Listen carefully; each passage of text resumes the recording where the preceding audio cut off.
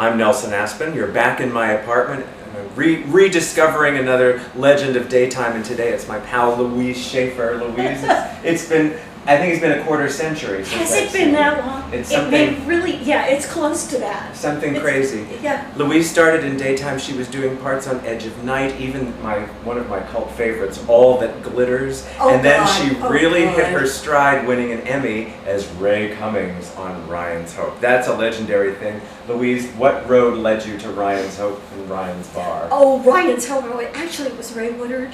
Oh, was it Ray? Did I say Ray Cummings? Wait, there's another Ray Cummings.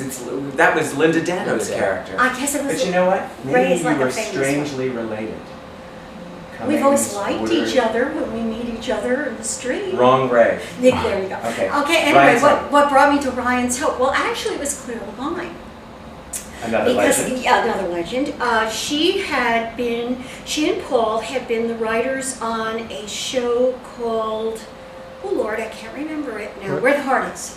Where the Heart Is. They had taken, and then they went on to Love of Life. And I was out in LA, and I'd just done All the Glitters, and it had tanked. And they I love that show, though. It was so original, so original. Oh, it was. This was a show. Very briefly, this was a show in which women had been in the position of men since the dawn of time. So, like, I was this, I guess, manizing CEO and getting it on with my secretary. It was that kind of thing, and it was a Norman Lear show, and it was his attempt to start the fourth network, and it never really worked out. So anyway. I was out there and kind of going, okay, I really hate all the sunshine and the lemon trees, and this is not my place. But I had no reason to go back home, and Claire called and said, we want to write this part for Ryan's Hope. And I said, fine, whatever. She said, you don't want to hear about it? I said, no. No, you're shooting in New York? She said, yes. I said, I'm there. And that was that. And then... yeah, LA in the 80s was tough. You're better to be in New York, yeah? You're an East Coast gal. I never got it. I mean, if I could tell a quick story, I went in for an audition for the part of a nun on a show. So of course I wore my, type thing and came in with not a lot of makeup, all of that. And I did the reading, got through the other, and the feedback to my manager was, she's really not very sexy. So I'm like, I'm fallen away Catholic fellas and gals. I could not come on to anybody as a nun. I mean, it's just not something I could do. So anyway, I just never understood it, LA. Yeah. I never understood the mindset. I never understood what they really wanted in an interview. I think now I probably would get it better because I do understand now that it's about who you are as much as what you do as an actor, that you have to present both. But in those days I was very methody and intense about my work, so I just never got it. And was that part of Ray? I mean, she was a force. Yeah, well, Claire and I had a talk about Ray, excuse me, and I said to her, she said, we want you to play, can I use the word bitch? Yes, this Okay. is the internet. You can use any word you want. Okay. Just be a sexy nun. Okay, just be a sexy nun and say whatever you want to say. Okay, so she said, we want you to play a bitch again. And I said, okay, someday somebody's got to explain to me why I seem to play exclusively bitches, because I think I'm a sweetheart, but okay, fine. And I said, here's the thing. I want to play someone who is amoral. I want to play someone who does not have a real conscience at all. No clue that what she's doing is wrong because she doesn't think in terms of right and wrong. That does sound a bit like a sociopath, but I didn't mean it that way. So what we did, she said, I get you, I understand. And I'm somebody who spends my life going, oh my God, did I say the right thing? Oh, I'm so sorry. I hurt his feelings. I know, I hurt this person. I forgot. Let me write a note. I'll say, I'm sorry. I'll apologize. Send flowers. I spend my life being worried about what That's because you're a everybody else. cancer like me. Oh, we yeah, worry. we worry all the time. And I just thought, I want to play someone who never worries about, she wants something, it's over there, she's over here, she goes for it. And if you happen to be in her way and she steps over you, well, it was your problem for being in her way. And it won you an Emmy. And I loved it. And that was the premise of it. Thank you. Yeah, it did. It did. The year that it was not televised. The year the Emmys weren't televised. Well, that's all right. I've seen the picture. Thank you so much. Yeah. But I mean, those really were, I think, in many ways, the last of the glory days of daytime, and especially Really? Ryan's Hope, when you had, such a cast, and Claire, and Ellen Barrett was executive producing Yes, at right. that time, and Ellen Barrett, the executive producer at Ryan's Hope, then was one of the many rotating Yes. executive producers who came into Search for Tomorrow. I was working at Search when Ellen was there. She was a bit of a hurricane, and an actress by the name of Marie Cheatham had played Stephanie on Search for a decade and was very popular, but very temperamental and very dramatic and lovely and funny and a part of the fabric of the show. And one day, out of the blue, and I was a witness to it. You were? I never saw One day, out of the blue, Okay. they let Marie go. And it was in the middle of a scene she was playing with her daughter, Lisa Peluso, played her daughter, Wendy. And Marie finished the scene, was let go, and the next day they had to shoot the second half of the scene, the rest of the conversation between mother and daughter. And in came a brand new Stephanie. And I've always credited you. I mean, you had the burden of replacing a popular, established character. Not only that, but you didn't come back from a vacation. Yeah. You were picking up a scene that she had begun the day before. What kind of pressure was on you? It was huge.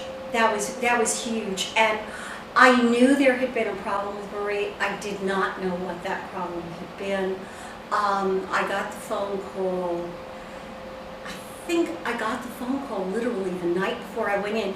And the initial thing was, we are going to be losing the character, and we'd just like you to finish out this story for the next couple of weeks. It was initially like a 2-week deal.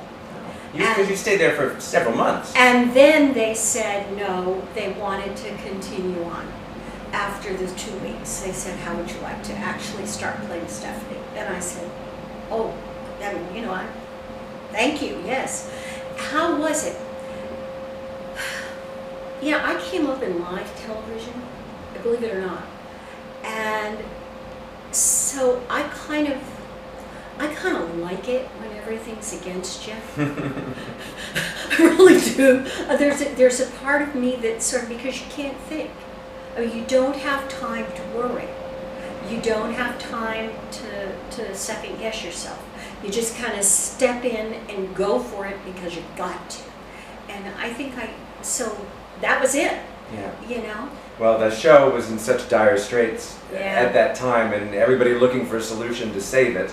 And then she was the victim of the Women to Watch murders. Oh God, yes. So Stephanie was slaughtered, and from there I know, because this was the last time I saw you. Shortly after that, you were writing sitcoms with your husband.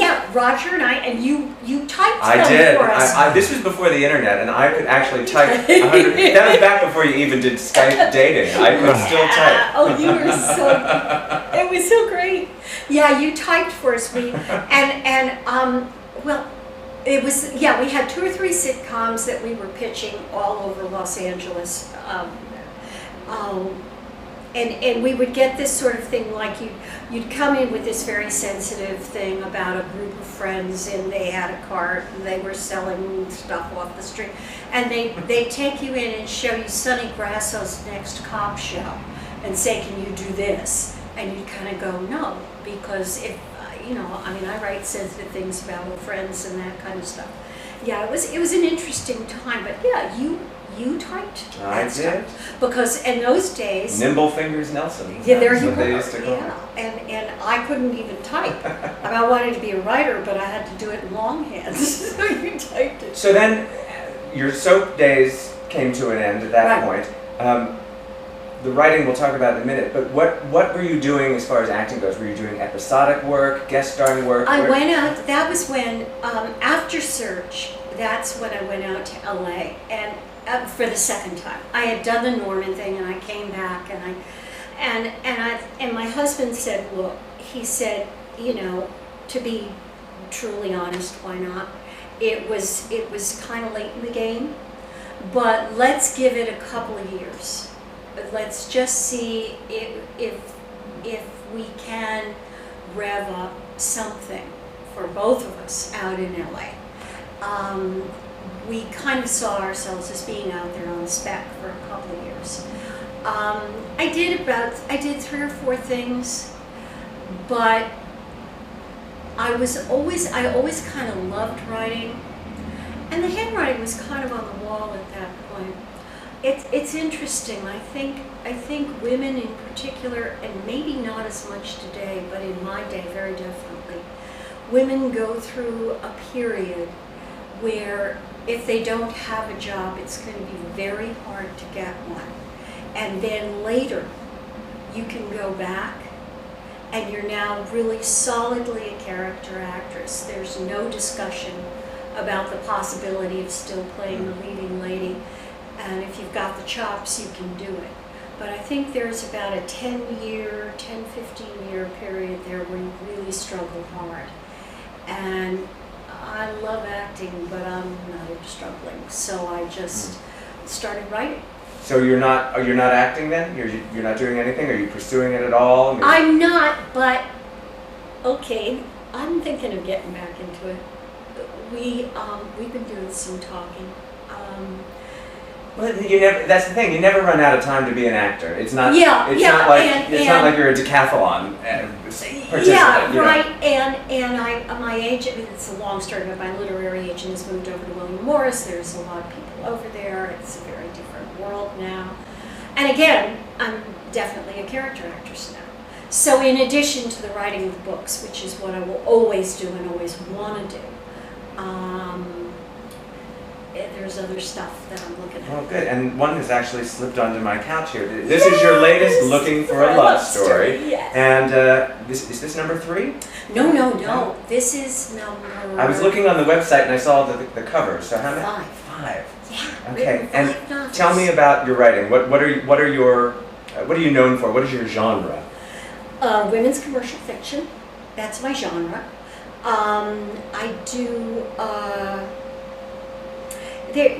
it is exactly what that says. It's women's commercial fiction. It's hopefully, well, it's a real extension of what I always did in the soaps. It's storytelling. We should point out that Louise also wrote for Daytime. Oh yeah, I did that for a number of years. But it's basically storytelling. This one was a lot inspired by the dog. This one was inspired not by this particular dog. Because you're an animal lover as well. Oh God, yeah. My beloved Roxanne. And it's funny, after I finished this book, there is a dog in the book. My publicist called me and she said, you know, I used to give out recipe cards. Every book that I wrote had a cake involved, somewhere, so I love cake. So it was like, okay, there was a cake recipe involved, and there was a picture in the back of me and Roxy on the cake recipes. And she said, I need that picture of you and Roxanne. And I said, why? She said, well, you know, the dog in the book, it looks exactly like your dog in the picture. And I realized I hadn't thought about it before, but the dog in the book, whose name is Annie, was really Roxy. Because I lost her quite a few years ago, and for a long time I really haven't wanted to think about it. She's very sad. But I wrote a piece about her on my YouTube MySpace thingy, and yeah, she kind of inspired a lot of this book. This one is, most of them have a showbiz theme.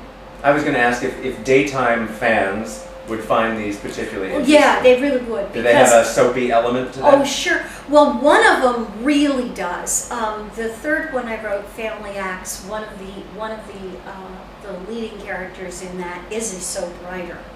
and her mother was a huge soap star. And it's all about a theater family from the South. Serendipity, the theater element basically takes place in the 60s and to an extent the 70s in Manhattan. And it's more musical comedy and live theater. Right, so we'll put up a link to your site on the We Love Soap site so people can check this out. Yeah. And this book, the backstory is thank you. We'll get a nice shot of that. In this book, the backstory is vaudeville, which I love because not only was vaudeville sort of like the American Idol of its day, really, because any kid who thought they could sing or dance could go down to your local vaudeville opera house on usually Friday night, talent night, and do your thing. And very often an agent would pick you up and send you out on a circuit somewhere. There was that element of it. But what I also love about vaudeville was it was really hot during the turn of the last century when we just had influxes of immigrants coming into this country. And vaudeville was kind of like where the Italian kids, and the Jewish kids, and the Irish kids, and even the African American kids who could not work in any other medium with Caucasians would be working all together on the same stage. Now with the no-fly list, we just can't do that these days. You can't get the immigrants on stage anymore. No, certainly not in Arizona. There's no vaudeville in Arizona. Absolutely, that would be a dead issue in Arizona. But it was a kind of a melting pot thing that was very unique. And it was a big city. I'm a big city girl. I love the city. And it was a big city kind of. I mean, every little town around the country had their opera house, but it was really a big city kind of entertainment. It came out of the streets of the cities. What do you think? I mean, we're down to, soon going to be down to 6 after As the World Turns. I know. What do you think about the state of soap opera? Daytime or prime time? I mean, and the web. Have you been watching the web series? What is going on with the genre in your opinion? I have to say, I look at it from the perspective of an actor, okay? And what I think about is, not only was it a stepping stone for an awful lot of people who came into this city and that's how they got their start, but what the soaps really did in my time was they supported a whole cadre of character actors. People that you'll never ever think about, a lot of them their names you'll never hear. But these people would pick up 6 months on a soap because they do a 6-month story, they play a villain for a year, they play 3 or 4 months here or there. And that was how they stayed in New York and did theater. I'm talking about Rex Robbins, B.B. Osterwald, great lady of the theater. Doris Roberts for years did daytime. Never big parts, never major roles, but that was part of how this was a fabric of the whole theater life in this city. And I really wonder now, there's one soap shooting here in New York. What happens? What happens to all those actors who used to be able to support their theater habit by doing daytime? For myself, boy, I'm going to go out on a limb here. I hope somebody finds a different model for the soaps, for the business end of the soaps. Because to me, what I think is the real problem is the soaps have to deliver a certain demographic. And I get that. They really do, in order to appeal to the marketing people in an advertising agency, the corporations that presently sponsor soaps, they have to appeal to the demographic that these people say they want. I think that's a disaster because it isn't reactive to the real audience for the soaps. And I hope somebody can find a way for soaps to become a kind of pay-per-view thing. What about the web soaps? Have you watched any of those? I haven't. I have to tell you, I'm still struggling to figure out how to use the web. It's gonna get better. Yeah, but you've got some YouTube things going. Yes, you've got I do. That, so. I do. But I have. I'm not available to type for you anymore, so I can't help you with the internet either. Someone will help you with that, because would you be up for doing a soap if they called you and said, Sure. we're doing a web soap? Louise? Sure, I would. At this point, it would have to be a part that showcased something new for me to do that I haven't done before, because I'm looking to get myself kind of back in the game. So it would have to be something that would be very appropriate to me at this age. I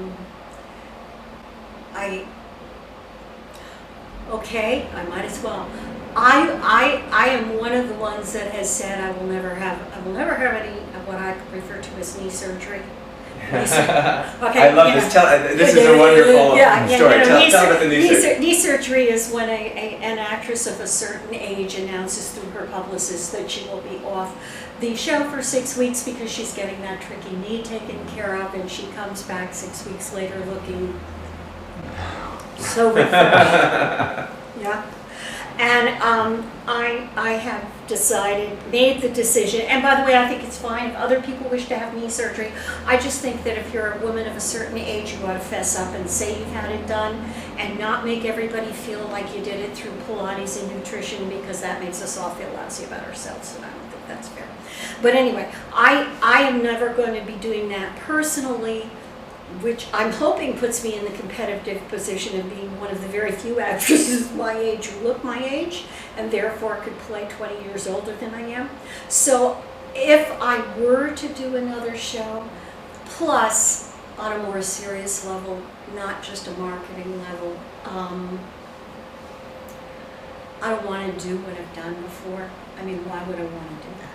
So if somebody came to me with something that wasn't Ray-Woodard and wasn't any of the kind of classy bitches I've played all my life. If somebody came to me with something funny, probably, at this point. I've gotten to a point in my life where I like to hear people laugh. I really like that feeling. That's nothing new. You've always been like that. Yeah, They may not know it, but you have. I know I always was like that. All right, Louise Shaffer, go to her website, read the books if you're a fan. We'll find some YouTube clips and put them up as well. And she's looking for age-appropriate work, preferably with laughter. Louise, you're a delight. Thank you, We love darling. you. Mwah.